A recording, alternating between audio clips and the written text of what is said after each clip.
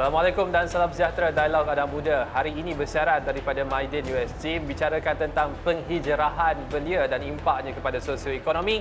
Dan pastinya ini merupakan kerjasama strategik juga dengan Undi 18 dan antara persoalan kita bangkitkan melihatkan kepada trend. Kalau lihat kepada angka daripada DOSEM untuk tahun 2020 sahaja, itu angka yang terkini kita ada sebelum daripada pandemik COVID-19.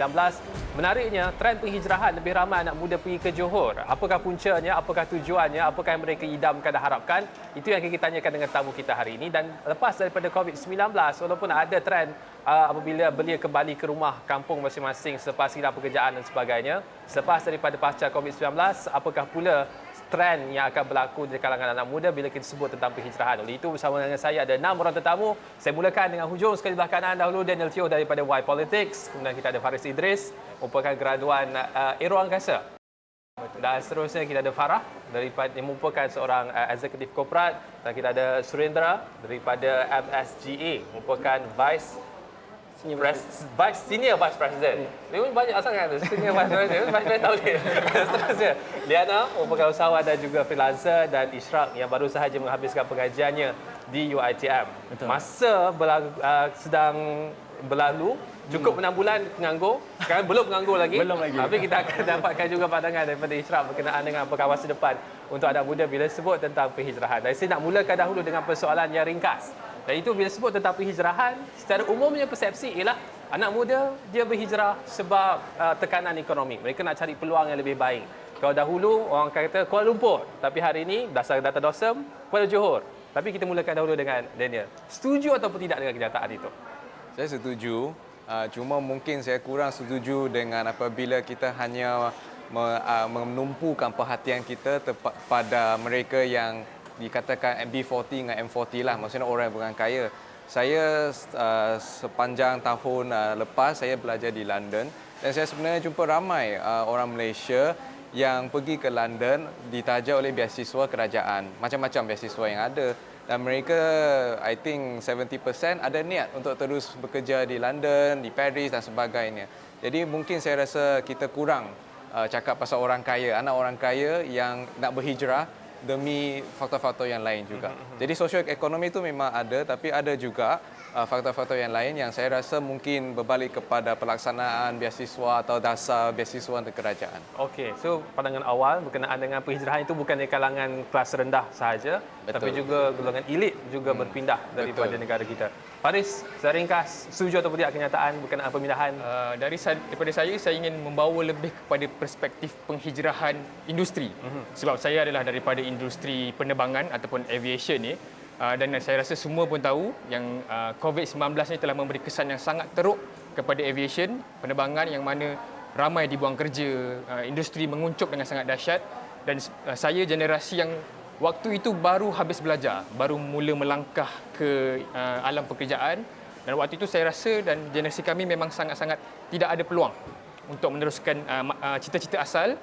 Dan saya kira ramai yang mula untuk berhijrah ke industri lain. Contohnya ke oil and gas dan sebagainya. Seperti saya sendiri pun, saya sudah tidak lagi bersama dengan penerbangan, tapi saya berhijrah ke industri teknologi drone. Walaupun kita boleh juga katakan sebagai penerbangan, tapi bukan lagi lah cita-cita asal, iaitu kita nak sentuh kapal terbang yang besar kan.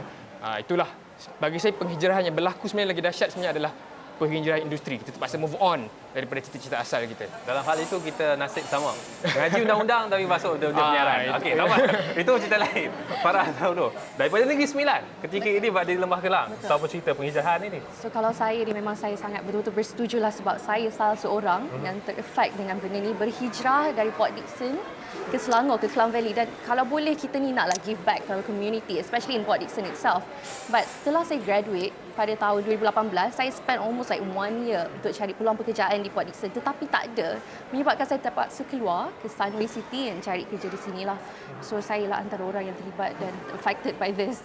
Adakah sebab salah Port Dickson itu ataupun Negeri Sembilan secara umumnya ataupun Salah salah macam pihak kita tak naklah mention salah Okay, pihak. Diorang boleh je buat like more work opportunity for people in Port Dickson, especially like me. Ada je golongan belia dekat Port Dickson, kawan-kawan saya sendiri, dan terpaksa keluar daripada Port Dickson dan pergi ke, ada yang ke Singapura, ada yang ke Johor Bahru, ada ke Penang, sebab memang dekat Port Dickson tu diorang memang tak fokuskan kepada belia-belia, pembangunan belia di sana. Okey, memfokuskan pembangunan beli itu kita akan sentuh lebih lanjut lepas ini. Surin dulu. Okey, Tentang penghijrahan ini sejauh mana anda setuju dengan kenyataan? Secara umumnya, ya, saya setuju. Dan of course, kalau kita pergi ke area bandar atau daerah yang lagi maju, of course pendapatan dia ataupun boleh dikatakan high income. Tetapi kita tak boleh nak kata belia memang pergi sana hanya untuk high income. Majority ya. Tetapi ada juga faktor lain seperti prasarana, facilities. Mereka memerlukan facility yang, to meet the quality of life yang mereka nak. Lagi satu pun adalah apa yang kita panggil income shock. Income shock ada dua jenis. Antaranya is konflik, tapi kat Malaysia kita tak ada konflik. So the other one is through risiko climate shock. Jadi seperti banjir. So if it happens say in Kelantan ataupun Terengganu, kedai selalu musnah sebab banjir dan sebagainya. Jadi of course mereka tak boleh nak duduk situ untuk jangka masa yang panjang sebab selalunya akan mengakibatkan ekonomi mereka. So mereka terpaksa juga berhijrah ke tempat atau daerah yang tak ada this climate problem. That is my view. Okey, menarik sebab Johor, kalau dulu ramai yang pindah ke Johor, tapi Ya. ketika ini Johor antara negeri yang paling teruk terjejas banjir ketika ini. Betul. Nanti kita akan bincang lebih lanjut, tapi sebelum itu silakan Dana. Okey, Ni usahawan yang juga sedang belajar. Ya, betul. Terima kasih. Okey, saya sangat-sangat bersetuju dengan setiap kenyataan yang dikeluarkan daripada panel-panel kita pada hari ini. Okey, sebab saya adalah salah seorang yang dalam ahli keluarga saya juga ada yang berhijrah. Sebab di tempat yang kita tinggal tu, di kawasan pedalaman tu tak ada orang kata kualiti kerja yang bersesuaian dengan apa yang kita belajar. Dan sejujurnya saya sekarang bergelar sebagai seorang usahawan bukan kerana sebab saya tak nak berhijrah, tapi disebabkan peluang pekerjaan yang saya inginkan tu berada jauh daripada tempat tinggal saya. Dan pada masa yang sama, saya masih ingin tinggal dekat dengan keluarga dan masih ingin bekerja. Jadi bagi saya benda ni saya sangat bersetuju sebab kadang-kadang apa yang kita study tak semestinya itu yang kita akan bekerja. Tapi memilih untuk tidak berhijrah walaupun peluangnya itu berada di luar daripada kampung halaman. Ya, betul. Sebab okey, bagi saya apa yang saya faham, wang ringgit ni sangat penting untuk kita survive, betul. Tapi kalau untuk kita pergi ke tempat baru untuk mulakan sesuatu daripada bawah dengan gaji yang sangat tidak mencukupi lah bagi saya, dan kita semua sedia maklum gaji basic ataupun gaji pokok sekarang tidak mencukupi untuk memenuhi kos sara hidup zaman sekarang. Jadi kita perlukan satu inisiatif yang baru untuk kita buat. Maksudnya macam saya buat, saya jalankan perniagaan dan saya rasa bila saya jalankan perniagaan ni, income yang saya dapat pada setiap bulan itu lebih daripada makan gaji. Baik, ini soal pekerjaan, Ya. soal dapatkan pendapatan. Berbeza dengan Dina tadi, soal orang yang lebih tinggi strata ekonominya, kayangan keluar. Saya takut sebut kata itu. Tapi sebab itu Isra, ni pelajar ni belum lagi merasai realiti kehidupan, kekejaman kehidupan. Tapi saya pun perasan jugalah dari kalangan-kalangan rakan-rakan saya yang mana tak sambung pelajaran, dia pun ada dah meneruskan kerja-kerjanya. Ada yang daripada kawasan pedalaman pergi ke kawasan bandar dan ada yang daripada kawasan bandar pun pergi ke luar negara, ke Singapura dan sebagainya untuk cari peluang pekerjaan semua. Dan saya percaya mereka pun masih berdarah muda, masih bersemangat nak cari peluang-peluang pekerjaan, masih cuba nak eksplorkan diri dengan kerja-kerja yang baru. So saya rasa saya sangat setujulah dengan di mana semua mencari peluang pekerjaan di kawasan Tapi Isra daripada Johor. Saya daripada Johor. Sekarang di Shah Alam. Saya belajar di Shah Alam. Akan kembali ke Johor atau ke Singapura? Saya tak sure lagi. Mungkin kerja daripada rumah ke? Daripada tak tahu. rumah. Okey, Sekarang menarik. tengah online ramai semua kerja-kerja daripada rumah je. Tapi rumahnya itu di Rumah saya di Johor. Shah Alam. Di Johor lah. Okey, so maknanya tak berpindah juga. Tak berpindah Sama juga. seperti Lana nak duduk dekat dengan keluarga. Betul? Betul? Baik, itu pusingan pertama. So kita faham bahawa dia sebut tentang penghijrahan itu ada banyak aspek. Dan saya nak mulakan dulu dengan apa yang disebutkan Daniel tadi. Penghijrahan yang ada disebabkan sebagai brain drain, bakat-bakat yang keluar, dan juga berkenaan dengan penghijrahan mereka daripada keluarga yang kaya. Adakah ada impak ekonomi sebenarnya yang signifikan bila berlaku trend tersebut? Impak ekonomi dia mungkin boleh diukur dari segi kerugian kepada negara, di mana kerajaan telah memperuntukkan dana awam untuk beasiswa-beasiswa sekian-sekian, dan selepas mereka mendapat manfaat daripada beasiswa tersebut, mereka tidak pulang. Mungkin dia ada sebab dia tak pulang, tapi dia tak pulang. Jadi itu merupakan satu kerugian lah dari segi dana awam dan sebagainya. Dan kita tahu contohnya beasiswa untuk belajar di London. Mungkin satu beasiswa boleh tampung 2 orang anak tempatan untuk belajar di UiTM, UM dan sebagainya.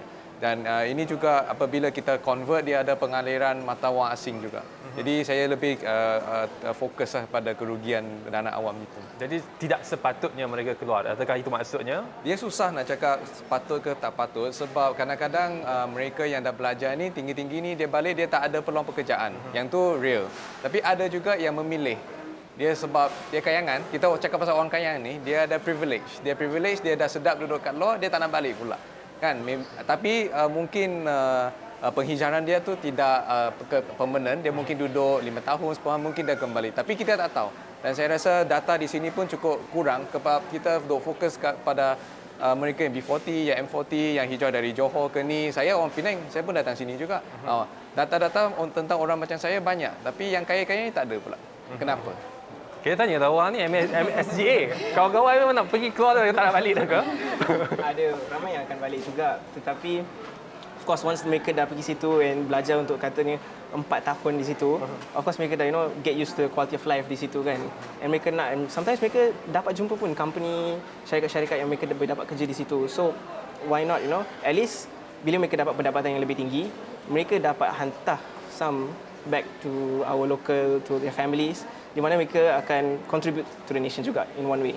Adakah itu berlaku? Atau sebenarnya bila dapat pendapatan yang tinggi itu, akhirnya terpaksa dihabiskan di luar negara? Beli Burberry lah, Coach lah. Itu of course nafsu tu ada, tapi it's pada individu. Mereka kena, they have to be very careful dengan mereka punya financials. Tapi of course like ramai yang berhijrah, saya datang ke KL, ramai juga yang first time datang ke KL akan ada culture shock ataupun mereka tak plan that quality of life di KL is sangat tinggi, and mereka akan end up as B40. Maybe di hometown mereka M40 ataupun T20, tapi they come to KL akan end up as B40. So itu ada satu masalah. Tapi saya dengan kawan-kawan, trendnya macam mana? Sebab saya ingat dulu sebelum daripada pilihan raya umum ke-14, ketika itu ramai kawan-kawan yang bila keluar dia rasa kalau boleh cari kerja di luar akan stay di luar. Tapi sebab ada faktor politik di situ, rasa macam kecintaan kepada negara tiba-tiba membuat naik. Mereka rasa habis belajar kita kena balik, kena kesumbang kepada kerajaan. Tapi untuk ketika ini pasca COVID-19, trendnya bagaimana? Trendnya kalau kita tengok sebab kita selalu ada engagement dengan banyak Malaysian student associations di semua negara, di hampir semua negara. So kebanyakannya yes, mereka contribute kepada nation building. Okay, adakah mereka nak datang sini dan kerja, itu adalah satu persoalan, tapi patriotism dan cinta pada negara ada dan dia makin menaik. Alright, so itu bahagian pertama. Daniel nak tambah ke?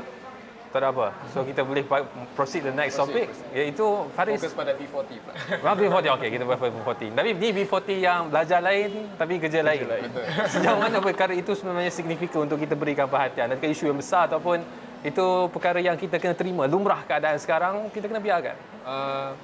Bagi saya, perkara itu sekarang sudah pun menjadi lumrah sebab sebenarnya banyak industri-industri baru sudah mula wujud. Contoh macam industri digital, data analis dan sebagainya. Jadi saya kira sekiranya ada belia yang tidak berjaya untuk mengejar cita-cita asal, apa salahnya untuk cuba dan fokus kepada industri-industri yang masih lagi ada kekosongan, contohnya data analis dan sebagainya. Sebab dan kita pun tahu di Malaysia ini banyak program-program yang ingin membantu belia-belia yang tidak dapat kerja dan boleh untuk teruskan ke bidang lain. Contohnya boleh pergi kursus-kursus yang ditawarkan oleh kerajaan dan juga NGO-NGO. Dan daripada situ mungkin mereka boleh untuk teruskan kehidupan daripada menunggu peluang yang lambat lagi ada. Sebab mungkin industri sedang pulih, tapi kita tak tahu bila. Industri terutamanya dalam bidang penerbangan ini kita tak tahu bila industri itu akan pulih seperti dahulu. Dan kita pun masih lagi bersaing dengan orang-orang yang dulu yang dah diberhentikan kerja. Kini mereka ingin kembali bekerja, dan kami ni graduan yang fresh grad ni agak sukar untuk kita tembus apabila kita bersaing dengan orang-orang begitu. Jadi inilah masanya untuk kita bersifat lebih fleksibel. Kita cari peluang yang lain, dan peluang yang lain ni sebenarnya untuk mengasumsi saya rasalah industri teknologi ni dia punya bayarannya lebih lumayan. gajinya lebih bermaruah berbanding kerja-kerja yang terlalu sempit dia punya bidangnya. Itulah pendapat saya rasa. Tapi workload-nya lebih menghambakan. Tak juga, sebab industri-industri baru teknologi dan IT ni dia sebenarnya lebih fleksibel. Kan dia sudah tak ada clock in clock out, adanya yang cukup sekadar kita siapkan task itu sudah habis kerja kita pada hari itu. So sebenarnya ini lebih rapat dengan kita generasi baru yang lebih suka kepada keadaan fleksibel itu. Saya susulan, tapi sebenarnya saya nak faham satu perkara. Farah, dekat Port Dickson internet laju tak? Laju? Oh, okey lah laju internetnya. okey je. Dekat Kedah, kat kampung okey. Alright, ini merupakan dua contoh. Liana, internet laju, boleh kekal di Kedah, boleh bekerja secara online.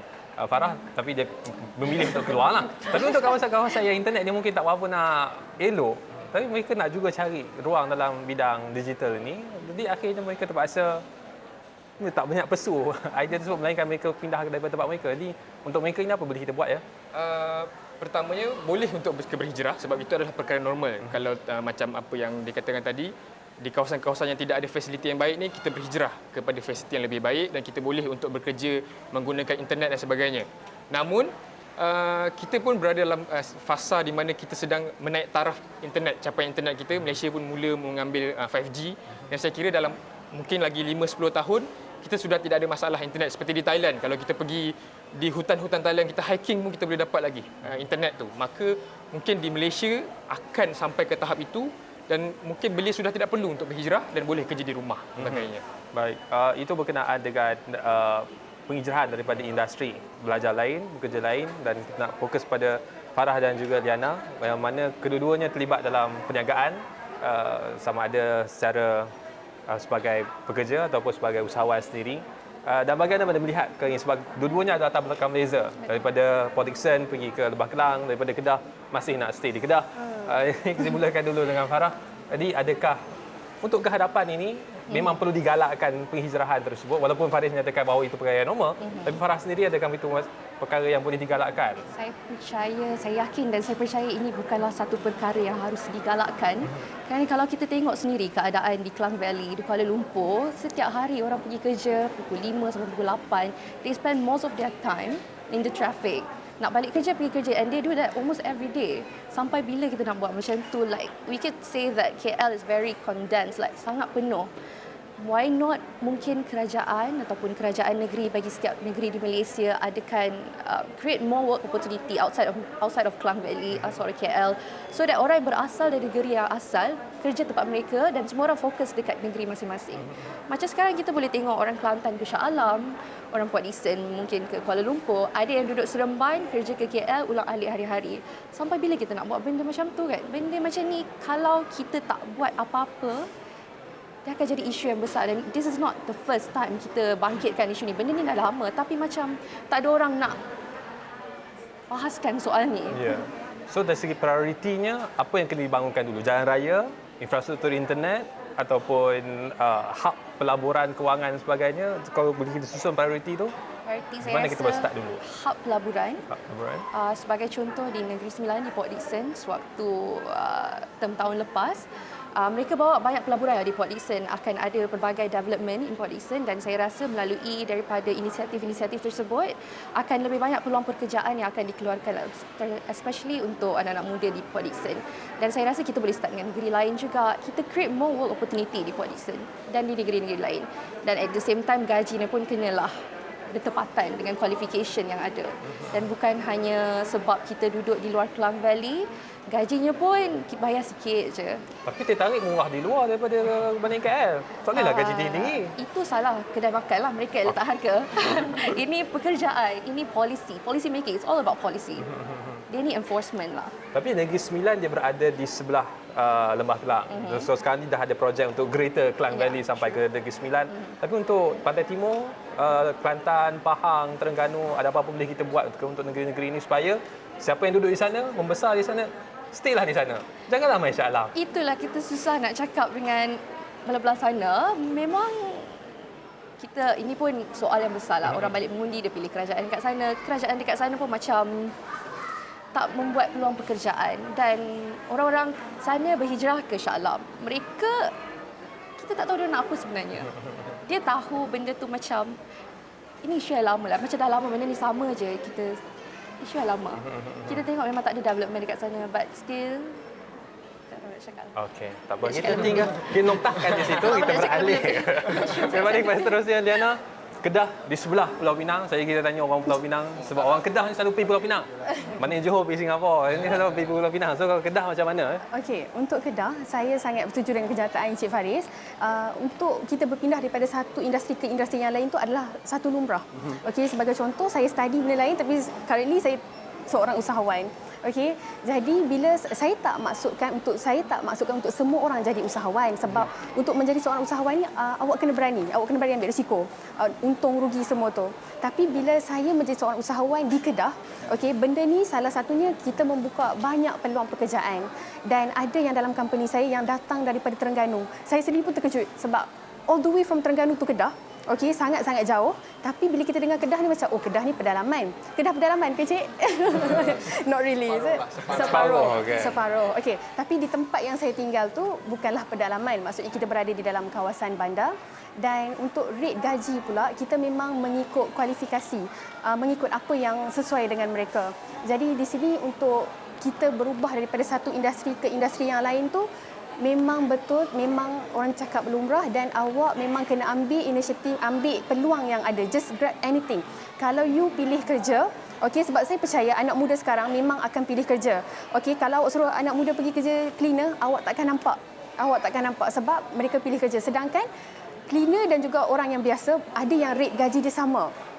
Jadi di sini saya nak tekankan untuk kita lebih grab apa sahaja peluang yang ada di depan mata. Jangan tunggu benda tu datang dekat kita. Tapi walaupun disebut macam tu, jangan tunggu benda datang pada kita. Saya nak bangkitkan juga. Kalau nak lebih ramai belia tinggal di negeri kelahiran dan juga tempat mereka membesar, adakah wajar untuk kita bawa peluang pekerjaan tu pergi ke negeri tersebut? Kalau macam Kedah, walaupun antara negeri yang mendapat dana pembangunan yang tertinggi daripada kerajaan persekutuan, tapi ya, soal pekerjaan itu masih lagi dibangkitkan. Betul. Okey, untuk di Kedah, okey, kita kena bawa peluang pekerjaan. Contohnya Kedah, kita dekat Alostar Kedah. Jadi banyak penjawat awam yang bekerja di Alostar dan ulang-alik ke Sungai Petani. Jadi benda ni sangat-sangat biasa. Macam Shah Alam ke KL. Jadi kita kena bawakan sesuatu ke Sungai Petani, contohnya lah, sebab kalau nak diikutkan kapasiti dekat Sungai Petani Kedah, okey, kapasiti penduduk hampir 600,000, tapi kebanyakan 600,000 tu masing-masing berulang dari Penang ke Alostar. Jadi peluang pekerjaan dalam Sungai Petani tu sangat-sangat sedikit. Tapi kita ada sangat-sangat banyak usahawan yang berasal daripada Sungai Petani Kedah.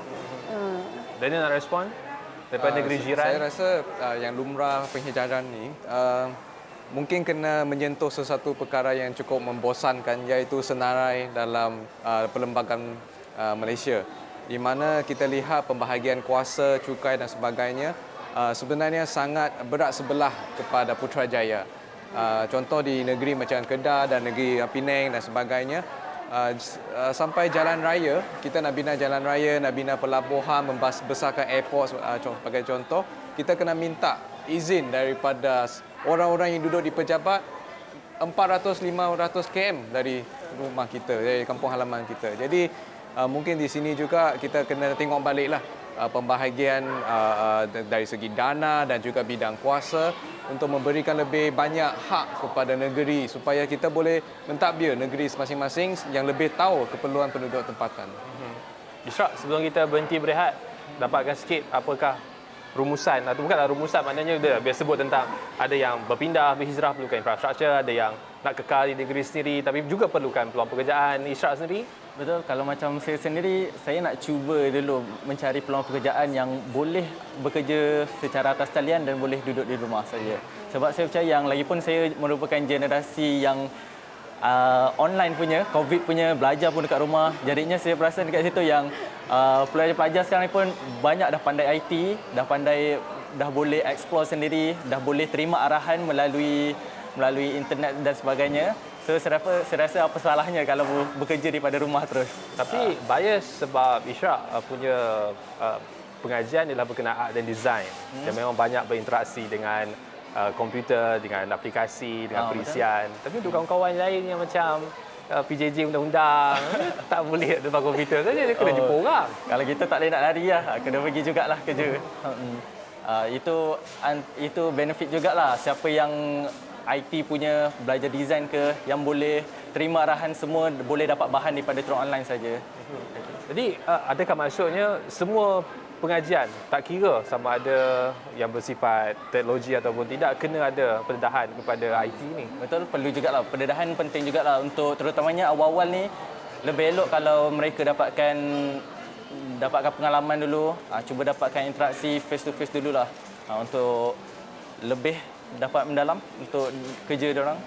Tapi orang kata mahasiswa ni malas. Dia kena tunggu peluang datang baru dia grab. Kalau tidak, dia akan duduk Mungkin atas jugalah. katil. Ada juga ramai kawan saya dia kata tunggu lepas raya dululah baru cari kerja. Tunggu dululah lagi 2-3 bulan lagi. Nak rehat dulu, cool down dulu. Okey, situ. Berapa lama rehat? Tak tahu lah. Memang tanam anggur je lah kat rumah. Datang anggur. Baik, itu soalan berkenaan dengan persepsi mahasiswa sendiri bila sebut tentang peluang pekerjaan. Tak apa pun, kita akan berhenti seketika. Kembali selepas ini, saya ada beberapa lagi soalan kepada Ishraq. Antaranya bila sebut tentang penghijrahan, walaupun belia seperti mana Ishraq memilih untuk berada di negeri tempat mereka lahir dan membesar, tapi mereka memilih untuk pergi ke dalam talian supaya mereka tidak perlu bergerak dan perlu berhijrah secara fizikal. Tapi persoalannya dalam konteks hari ini bila sebut tentang bencana alam, Johor ada banjir dan kawasan-kawasan di Selangor juga yang dahulu tidak pernah diramalkan berlakunya banjir, berlaku bencana tersebut. Jadi itu terpaksa berlakunya pemindahan. Jadi itu dapatkan pandangan lebih lanjut berkenaan dengan hal itu, penghijrahan belia dalam dialog anak muda. Kita akan kembali selepas ini.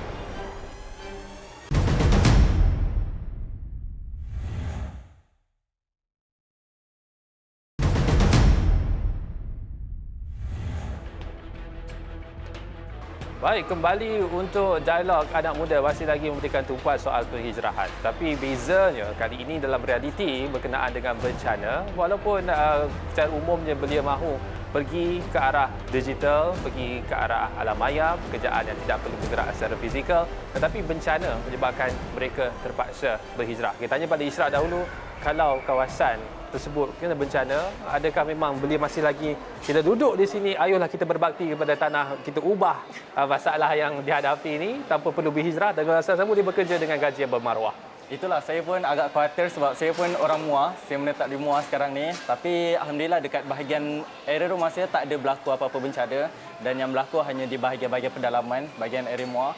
Dan saya perasan sekarang ni memang kebanyakannya tak ada yang terjejas sangat. Kalau area yang tak kena bencana, memang internet still lagi okey. Dan semua bekalan semua tak ada terputus apa semua. So saya percaya tak ada masalah untuk bagi area-area yang tak kena bencana untuk terus berada di rumah. Tetapi siapa yang terjejas tu agak risiko. Terutamanya mana yang kerja-kerja yang menggunakan fully komputer ke, kalau komputer kena banjir ke, memang lost semua totally, tak dapat backup ke. Tapi saya percaya yang kalau zaman sekarang ni memang kesemuanya kita dah boleh simpan data online dan semuanya akan ada backup. Semua akan selamatlah. Cepat recovery bahagian semua tu. Suren, juga seorang mahasiswa tapi menetap di KL, nampak lebih selamat kita terowong smart. Kalau hujan lebat kita akan masuk air ke situ. Tapi soal penghijrahan ke industri yang berbeza, belajar benda lain, bekerja benda lain juga dengan peluang-peluang lain yang ada dalam dunia digitalisasi. Macam mana Suren lihat masa harapan ini? Adakah belia akan berhijrah ataupun masih kekal balik tempat masing-masing? Belia berhijrah ke tempat lain seperti bandar yang lagi maju, ia selalu akan berlaku. Dia tak akan stop. Tapi apa yang kita boleh buat, kita as belia, kita perlu ada apa yang kita panggil pembelajaran sepanjang hayat. That is how kita dapat adapt kepada perubahan dalam ekonomi dan sebagainya. For example, kita tengok Liana, from law ke entrepreneur, kita mengambil risiko and we always learning sepanjang hayat. So that's why kita perlu ada the drive untuk for success. That is how it's going to help semua belia supaya mereka tidak kita kata tidak tertinggal ke belakang macam tu. Digital nomad itu Digital antara nomad. istilah yang pernah popular dahulu. Tapi konsep digital nomad tu ialah satu orang dia boleh bekerja dengan satu syarikat dan dia boleh berada di mana-mana. Ya. Adakah itu fit the definition ataupun trend penghijrahan anak muda ketika ini? Bagi saya tak, sebab penghijrahan lebih kepada seseorang tu akan berhijrah dan menetap di tempat yang baru. Kalau digital nomad, dia selalu moving everywhere. Di mana-mana negara, mana-mana bandar. So dia tak sama. dia lebih kepada sebab pendapatan dia adalah berdasarkan kepada apa digital content ataupun syarikat yang dia bekerja untuk. Jadi ia tidak berubah kalau dia berubah tempat. So saya rasa digital nomad tu boleh terpakai untuk penghijraan belia. Tapi adakah ia boleh membantu untuk menyelesaikan benda yang Farah sebut tadi? Sebab contoh kalau di Pantai Timur infrastruktur ni itu rendah, jadi mungkin pelabur kurang untuk ada rasa minat dekat ke sana. Tapi dengan digital nomad ni, kalau mereka faham bahawa if you want to search for talent, you can search anywhere in Malaysia because they are a nomad. They are working everywhere, so they need to invest everywhere in Malaysia so that they can tap into this talent. Boleh, yes, it can use to solve that problem. Tapi seperti apa Daniel kata, kerajaan negeri perlu diberikan lebih banyak dana daripada kerajaan persekutuan. So we might be able to reduce digital nomad, tetapi digital nomad akan berkembang di Malaysia. Lebih banyak belia akan menjadi digital nomad. We can see seperti yang telah berlaku di negara-negara lain seperti Singapura, US, Scandinavian countries dan sebagainya. Yang itu kita tak boleh stop. Baik. Kita nak masuk soal belanjawan 2023. Tapi sebelum itu kita kena sebut tentang politik lah. So Daniel, can you give some insight about belanjawan 2023? Adakah itu yang diidamkan oleh belia untuk menyelesaikan masalah bukan sahaja soal pekerjaan tapi juga soal penghijrahan yang kita bincangkan ketika ini? Mungkin boleh sentuh tentang trend yang harapnya dimulakan dalam belanjawan yang terbaru ini, di mana kita lihat kerajaan mula melaksanakan pengagihan sumber, redistribution dari orang kaya kepada dana awam dan sebagainya. Jadi saya rasa berdasarkan poin ini sahaja, belanjawan ini patut dipuji lah, sebab belanjawan yang sebelum ini kita jarang lihat di mana kita tax the rich. Kita jarang buat benda tu. Malah kita exempt the rich, kita potong lagi cukai korporat dan sebagainya. So saya rasa ini trend yang bagus, tapi memandangkan kerajaan ini pun baru, keadaan politik pun masih berubah-ubah. Jadi saya rasa mereka lakukan secara berhemat, secara careful lah, berhati-hati, dan harapnya belanjawan tahun depan pula mungkin akan lagi ada dasar yang lebih radikal. Jadi kalau sebut tentang penghijrahan, adakah setuju kalau saya katakan bahawa belanjawan 2023 ini dia di preliminary stage untuk bangunkan infrastruktur di tempat-tempat yang mungkin sedikit ketinggalan, tapi sukar untuk kita melihat kesan dalam masa yang singkat. Kalau kita lihat saiz belanjawan, kita boleh nampak masalah di situ, di mana saiz belanjawan persekutuan selalu tambah dari tahun ke tahun. Kalau tak silap saya, tahun ini 300 atau bilion lebih kurang sekitar itu. Sebagai perbandingan, belanjawan Selangor, negeri yang dikatakan paling kaya dan maju, hanya 2 bilion. 2 bilion macam mana nak lawan dengan 300 bilion? Kalau di Penang, 1 bilion. USM sebagai Institut Pendidikan Federal, ada bajet dia 1 bilion juga. Satu universiti dengan satu negeri yang ada pulau dan ada seberang. Jadi itulah masalah dia, dan belanjawan bukan instrumen lah untuk menyelesaikan masalah ini. Yang kita kena perlukan adalah pindaan perlembagaan. Pindaan yang didatang dari MP dari beberapa negeri patut lihat benda ni dan menggesa sebagai kerajaan persekutuan menghormati semangat federalism, di mana setiap negeri patut diberi peruntukan yang seadilnya. Yang adil. Adil itu bagaimana? Ikut saiz tanah ataupun ikut saiz populasi ataupun Boleh. ikut Dia ada ketinggian banyak, bangunan? seperti saudara moderator tahu, benda ni banyak cara nak buat. Kita boleh ikut populasi penduduk. Kita juga boleh ambil kira kelebihan tempatan. Contoh kalau di Pantai Timur, dia ada kraft tangan, dia ada oil and gas, dia ada pantai. Kalau di Penang pula mungkin E&E sudah lama establish. Kedah pula ada tapak sejarah dan sebagainya. Semua ni boleh diambil kira. Dia ada banyak approach, tapi dasarnya kita kena kembali kepada semangat federalism dan memberikan peruntukan yang adil kepada negeri walaupun diperintah oleh blok politik yang berlainan. Tapi kalau kita nak menyeimbangkan populasi belia di setiap negeri supaya tidak semuanya tertumpu di Lembah Kelang sebagai contoh, kalau ikut formula populasi mungkin tidak tepat ya, sebab mereka yang lahir di Kelantan mungkin datang ke sini, tapi bila lihat kepada populasi lebih banyak di Selangor, maka Kelantan akan dapat sedikit sebagai contoh.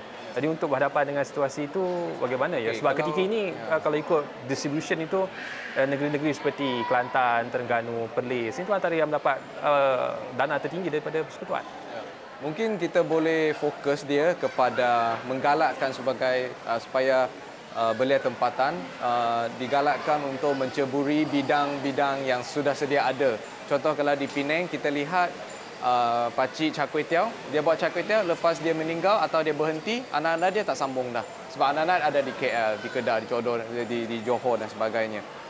Jadi mungkin itu salah satu fokus di mana sekiranya kerajaan negeri diberikan sumber yang cukup untuk membangunkan industri tempatan, mungkin belia tempatan adalah minat untuk dia teruskan. Macam salah seorang cakap tadi, memang berhijrah tu biasa. Dia nak pergi ke bandar besar, dia nak kebebasan dan sebagainya, itu kita tak boleh halang. Tapi yang kita boleh merangka adalah pemikiran kita tentang pembangunan. Saya rasa kita biasa dengan kalau ibu kota tu yang paling maju, paling pesat. Sebenarnya di luar negara tak semestinya macam tu. Contoh kalau di Germany, Berlin yang merupakan capital dia bukan bandar yang terbesar. Dia bukan bandar yang terpesat, dia ada bandar yang lain. Jadi mungkin di situ kita lihat pembangunan kita terlalu Klang Valley centric. Kita terlalu fokus dekat Klang Valley sahaja sampai mengabaikan tempat lain. Dan mereka terpaksa untuk datang ke sini pula. Dan sini pun ada masalah bila ramai sangat. Ada trafik, sewa dan sebagainya. So mungkin kita kena lihat balik cara kita melihat pembangunan tu macam mana. Masih lagi soal Belanjawan 2023, saya akan pergi pada Faris, Farah dan juga Liana. So masing-masing bayar cukai kan? Ada pendapatan. Tadi kita tanya dua orang yang tak ada pendapatan ni. Masih lagi mengharap kepada RM200 itu naik yang mana kami tak dapat. Kita mulakan dengan Ishraq dulu. Berkenaan dengan Belanjawan 2023. Adakah memang tumpuannya soal itu naik ataupun cukup untuk pembangunan belia secara keseluruhannya? Kalau saya waktu belajar dahulu, saya pun ada dapat beasiswa. Tapi bukan PTPTN lah, saya apply, saya ada beasiswa lain yang saya dapat. Alhamdulillah diikut kos dan kosnya mencukupi ya untuk waktu tu pun saya tak apply jugalah, yang 200 pun saya terlupa nak dapatkan. Tapi alhamdulillah lah dapat cover. Bersyukur. Terlepas. Tapi alhamdulillah dapat, still okay lah. Tidak mengharapkan, dan saya percaya yang ramai juga yang student-student yang sekarang ni pun masih belajar pun dah mula buat side income sendiri. Dah mula mencari, even saya duduk di college pun saya perasan 2-3 motor dah ada bag Grab food dah kat belakang tu. Sambil-sambil buat, sambil-sambil belajar, dia dah cari pendapatan sendiri. So mungkin diorang dah tak mengharapkan ke daripada kerajaan punya ke, dah boleh cari sumber-sumber income sendiri. Itu yang saya nampak. So Belanjawan 2023 dibentangkan PMI itu memang tak dipandang langsung sebab mereka boleh berdiri sendiri dan berdikari. Dia peluang-peluang yang student boleh cari tu dah ada lah sekarang ni. Dia boleh cari sumber-sumber lain lah. Tapi still berharap lah. Masih berharap. Ada tu kira bonus lah. Rezeki ada tambahan. Okey. Itu UiTM. Dia anak emas kerajaan. Katanya Surai, macam mana Belanjawan 2023 untuk mahasiswa?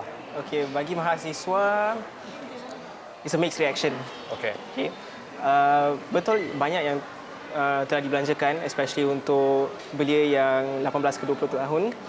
Itu bagus. Dan untuk yang berumur sedikit, tiada apa-apa, tak banyak. Okay. Tapi kalau kita tengok pemekasan TVET, kerajaan hendak membawa GLC seperti Petronas, TNB dan sebagainya untuk menolong memperkasakan kurikulum TVET dan juga peluang pekerjaan bagi graduan-graduan TVET. So I think also be helpful bagi Haziq. And on the other side, apa yang tak bagusnya tentang Belanjawan 2023 ni is apa yang kita panggil ada CGT, Capital Gains Tax, yang di mana kerajaan hendak cukaikan syarikat-syarikat yang akan melupuskan saham yang tidak tersenarai. Jadi bagi saya dan dalam MSJ ini, kita rasa ia akan efek dalam jangka masa yang panjang, akan efek syarikat-syarikat yang kecil. So, katakan ada syarikat yang besar, invest ke dalam syarikat-syarikat kecil, dan syarikat kecil ni yang akan memberikan kerja kepada belia. So, jadi kalau mereka akan dicukaikan untuk invest kepada syarikat yang kecil ni takkan berkembang untuk memberikan lebih peluang pekerjaan. So I think that is where mungkin akan ada sedikit kesan sebab kita tak nampak lagi. Kerajaan kata mereka akan adakan rundingan dengan beberapa pihak, so we have to wait and see from that part. Tapi kalau tak cukai, tangga tu juga peluang pekerjaannya. Terus lebih baik kita cukai. Tak begitu? Sebab tu ada cara lain seperti yang TVET tu, pemekasan TVET, that is a good method. I see. Ya, ataupun lain is dengan memberikan lebih banyak dana kepada negeri-negeri, development yang saksama kepada semua negeri, dan apabila kita buat tu, negeri dan daerah akan mempunyai lebih banyak persaingan. Bila ada persaingan, kos akan menurun dan syarikat akan lebih banyak masuk and more jobs to be created. Baik. Diana, sebagai usahawan belanjawan 2023, adakah boleh membantu belia untuk bila kita sebut dalam konteks penghijrahan belia ini?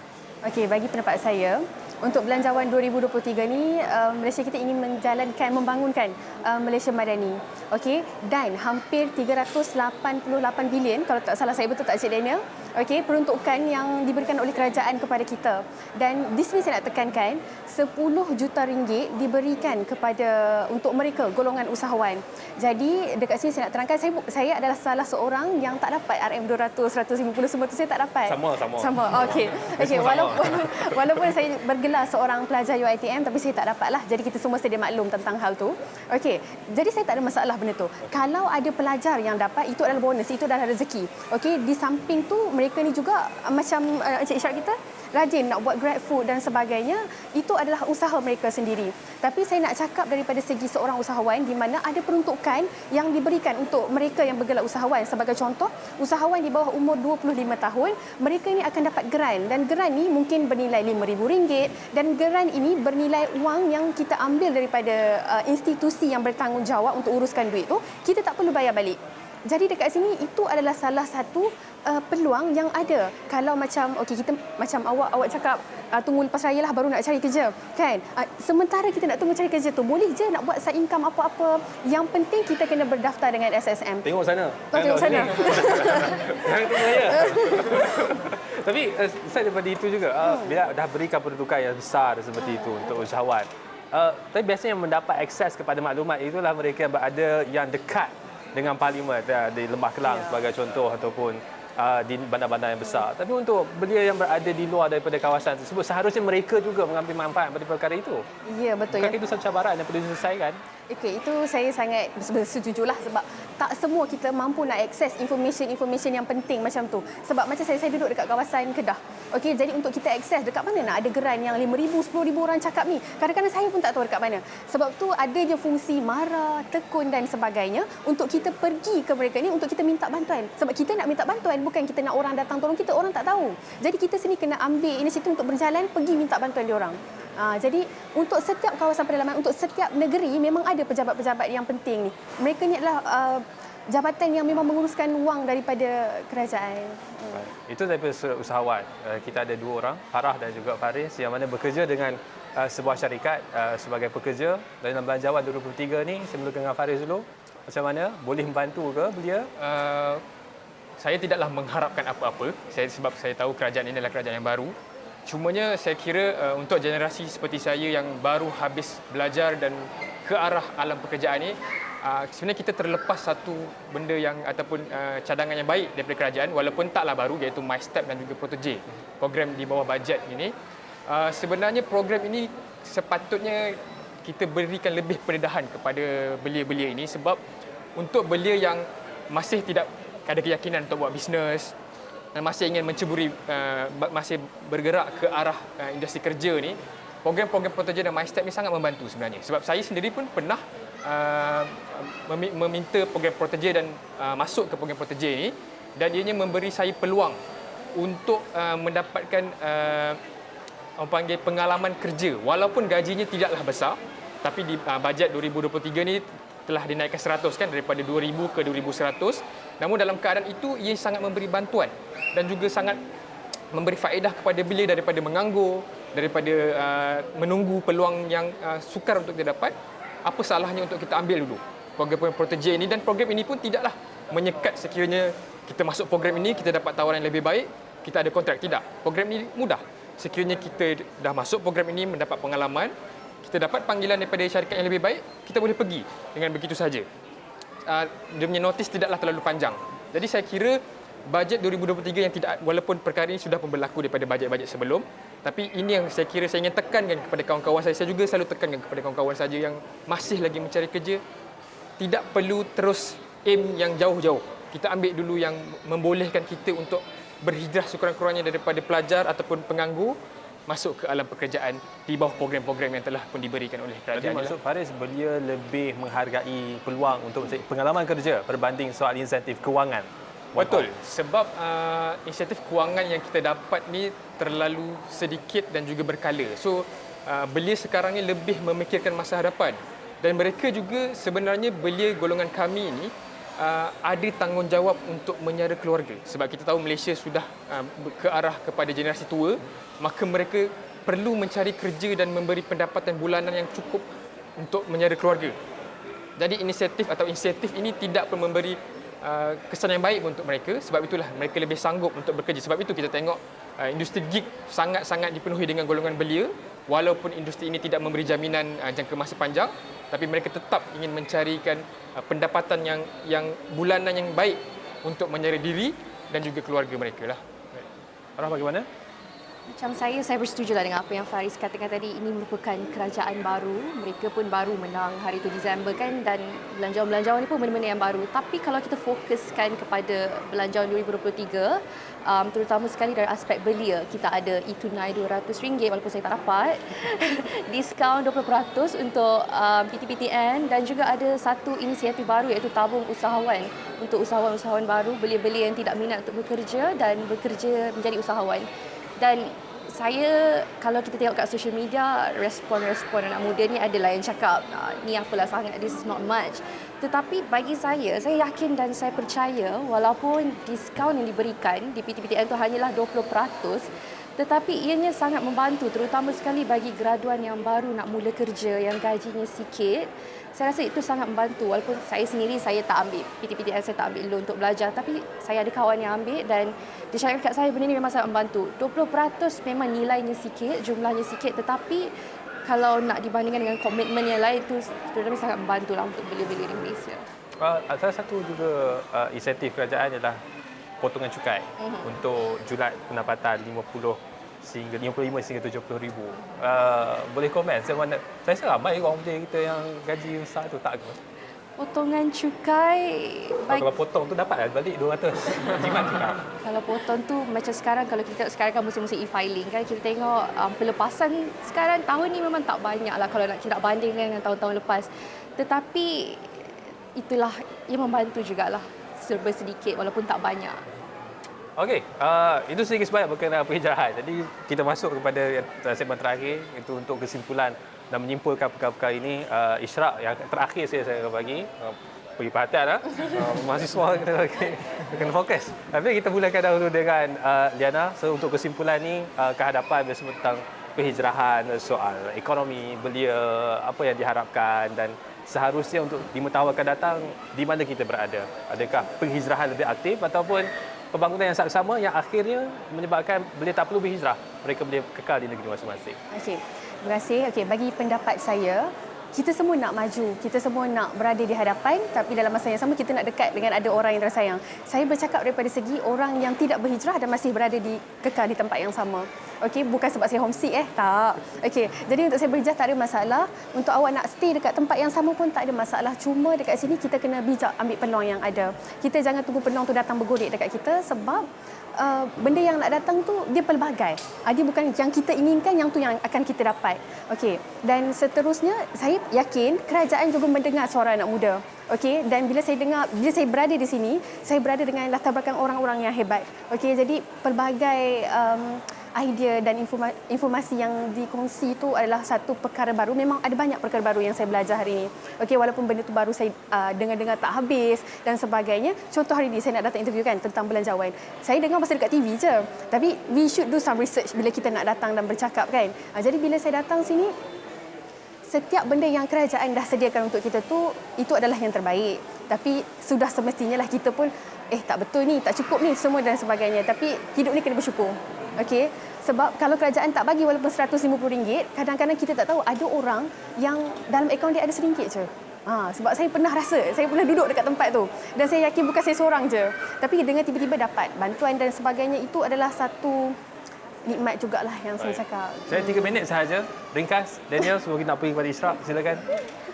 Saya rasa isu ekonomi ni sebenarnya dia cabang daripada isu yang lebih besar, iaitu isu penglibatan politik. Kita lihat sejak dari PRU dua PRU yang lepas dan beberapa PRN, anak muda sebenarnya makin ramai terlibat dalam politik. Tapi walaupun belia merupakan 1/3 daripada populasi negara, ada tak belanjawan bagi 1/3 kepada belia? Kita tak nampak benda tu, dan ini isu apabila suara belia tidak diangkat di tempat yang betul dengan suara dengan kelantangan yang cukup. Jadi belia sendiri juga boleh banyaklah rajin membaca dan faham, dan dalam ni saya nak promote juga organisasi saya Y Politics, di mana kita banyak menyalurkan maklumat tentang politik dan isu-isu semasa. Boleh like dan follow untuk tahu lebih lanjut. Terima kasih. Sempat baik. Ringkas, pantas. Okay, untuk saya ingin mengajaklah golongan belia yang mana dah ada rezeki untuk mendapat peluang pekerjaan dan tahu tentang program-program seperti Pro-Terjaya dan MyStep ni, apa kata kita mengajak dan memberi informasi ni kepada kawan-kawan yang tak tahu. Sebab saya kira ramai sebenarnya ada potensi, cuma tidak tahu di manakah ruang yang boleh untuk mereka masuk. Jadi yang mana sudah tahu, sudah pernah lalui, apa kata kita ajak pula kawan-kawan kita yang masih belum ada. Saya sama lah dengan Faris, pada semua nak belia dekat luar tu, cari peluang, cari inisiatif dan jangan mengharapkan ke mana-mana pihak. Kalau kita tak bawa diri kita ni keluar, orang lain memang tak akan tolong kita lah. Surat? Bagi saya, penghijrahan masih akan berlaku. Lebih banyak belia akan menjadi atau cuba menjadi usahawan. Jadi mesej saya kepada belia adalah untuk selalu be creative dan diversify your efforts. Ishraq? Nak ajak rakan-rakan saya sekarang sama baya, cuba try new thing, explore, dan jangan takutlah sebab makin cepat kita jumpa masalah, makin banyaklah masa untuk kita perbaiki diri kita. Jangan tunggu raya. Mula sekarang. Jangan tunggu raya, dah boleh gerak sekarang. Itu sahaja untuk dialog anak muda kali ini berbicara tentang penghijrahan dan juga impak pada sosioekonomi. Terima kasih kepada tamu kita.